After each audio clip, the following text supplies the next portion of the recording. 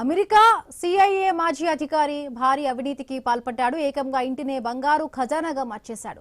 CIA మాజీ అధికారి David rush అక్రమాలు ఒక్కొక్కటిగా వెలుగులోకి వస్తూ ఉన్నాయి. అతడి ఇంట్లో కిలో బరువు ఉన్న 300 బంగారు బిస్కెట్లను ఎఫ్బీఐ గుర్తించింది. వీటితో పాటు 35 లగ్జరీ వాచ్లు కూడా బయటపడ్డాయి. $2 మిలియన్ నగదును కూడా అధికారులు స్వాధీనం చేసుకున్నారు. ప్రజాధనాన్ని దుర్వినియోగం చేశారన్న ఆరోపణలతో డేవిడ్ పై కేసు నమోదైంది.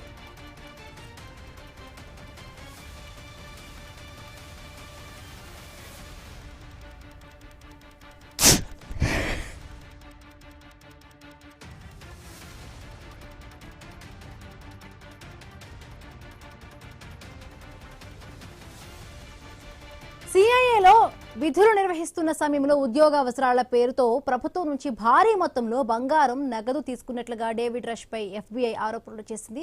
అధికారిక వినియోగానికి ఇచ్చిన డబ్బును అతడు తన ఇంట్లోకి చేర్చుకున్నట్టుగా తెలిపింది.